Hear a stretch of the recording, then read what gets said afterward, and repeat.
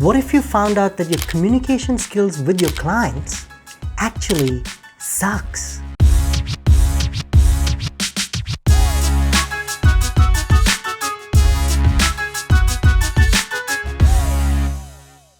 So you're finally there, you're pumped up, you're ready to go, you're like, yeah, I want to get those new clients, I want to do some amazing work, I'm already on the way, I've made my lists and everything is ready to go. But you're not sure if your communication skills is on par. Now we did a video which is all about 10 ways to make a good impression with your communication skills when you're first sitting down with your clients, and I'll link that in the description below. But how about today we talk about the things that you shouldn't do when you're sitting down with your existing clients or when you're sitting down in that first meeting with a new client. So let's get right into it. Point number 1 is judging the person you're sitting in front of. It's easier said than done. It's human nature to want to judge someone else who's not in the same bucket as you or doesn't think in the same way as you do. But always try to put yourself in their shoes. Instead of judging them, put yourself in their shoes and think about it from that way. Think of it from that angle. And once you do that, you might find that you might be much more empathetic about this. And I've covered that in the other video as well. So stop judging people because you wouldn't like to be judged either. So if you were in the situation the other way around, or if you walk into that meeting and you can see the client is just judging you outright, it wouldn't make you feel comfortable. So don't do that, and you should be much better. So the second point is not paying attention to the person you're talking to. And it's pretty easy for that to happen. I mean, these days, there's so much of distraction around us. Your phone rings, it buzzes, or you put your phone on the table and a notification comes through and you look at it. Not a good idea. If something else happens and you get distracted by that, you want to be absolutely present with the person that you're with, completely listening to them, understanding what they're saying, and hearing everything so that you can formulate a better way to present your ideas to, and also at the same time thinking about how can I give more value to this person from what they're saying. So paying attention to the person you're talking to is very important, and not paying attention will break that rapport and break that connection or break that intensity of the conversation that you're having with them, and that's not going to help you. Point number 3 is something that I see happening all the time, and this is in all scenarios. Whichever client, it might be a business client, a corporate client, a small client, whatever it is, whoever you're sitting with, using technical language or using technical jargon.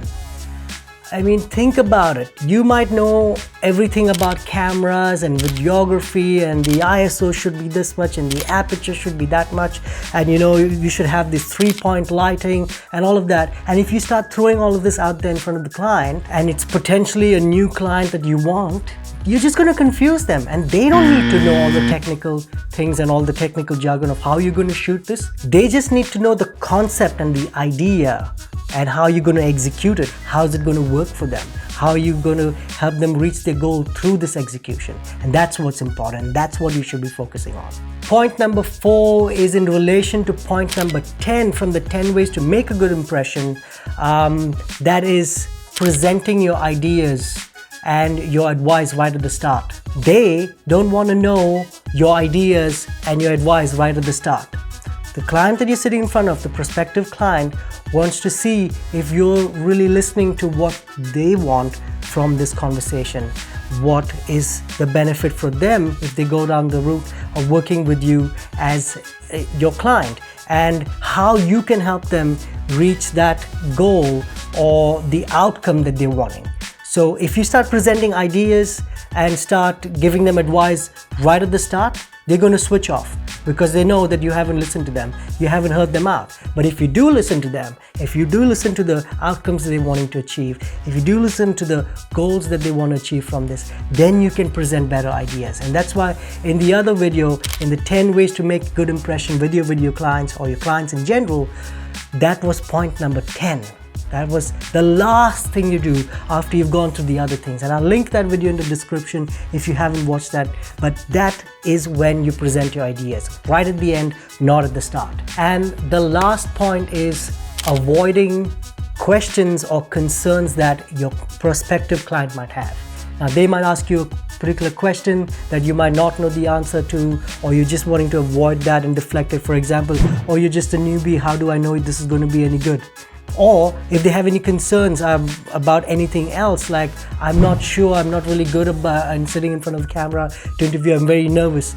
Do not avoid those questions. Address it when it comes up, or even preemptively address things that you think that will be a concern right from the start. That helps them feel much more comfortable and confident in you, that you're going to be there for them on the day of the shoot, where you're going to be able to direct them really well. You're going to be able to make them sound, look, produce the whole video in a much better way than they expected. And set that tone right from the start that you're going to do a good job at that by listening to their concerns, by answering all their questions. A lot of people go into such meetings, and I've seen, especially in a very heavy sales kind of environment where they have to make their sales quota, or they have to make the sale before the end of the month. They start avoiding the questions, the genuine things that people are asking them, and they start misleading them to a direction which actually later on will come back to bite you in the back. I mean, if you say something to them and you avoid the concerns and you go ahead with it and they are not happy with it at the end of it, you're not going to get any more business out of them. You're not going to get a testimonial out of them. You're not going to get a referral out of them. And that's really important. And that's part of building relationships with clients and businesses, is that you want to build trusting relationships with them so that they then bring you more business with their own business, and also bring you more business through referring you to other people because they enjoyed working with you so much. So make sure that you do not avoid any questions or concerns that the client has right at the start, and address them right then and there. Now, I'm sure there are other things out there that you shouldn't do, but I've just picked the top 5 that I think that are important, that I'd like to keep in the forefront of my mind. Again, it helps you to build better relationships, better trust, and better rapport if you try to avoid these 5 things. And also do check out the other video, which is 10 ways how to make a good impression when you're first meeting up with a client. If you enjoyed that video, go ahead and give it a big thumbs up. I know I say this all the time in every video, but it's really important. Give it a like, because you liking it, that simple click, helps this video to reach more people. It helps our channel to reach more people, and it makes a big difference to us. And I'll leave the links of the other videos in this series, which are all about helping you to find new clients. And as always, share this video with someone who this would be valuable to. If it was valuable to you, it would also be beneficial to someone else, and share the whole series with them if they're trying to get new clients or are starting off in this whole space. So that's it for me, guys. Thanks for joining me once again. I really appreciate you coming and joining me, and I'm really enjoying making these videos for all of you. I hope you're enjoying it too. Leave me comments below, give me some feedback of what you think about it, if there's any other topics you'd like me to cover. So thanks for joining me once again, and I'll see you next time, and until then, keep smashing it.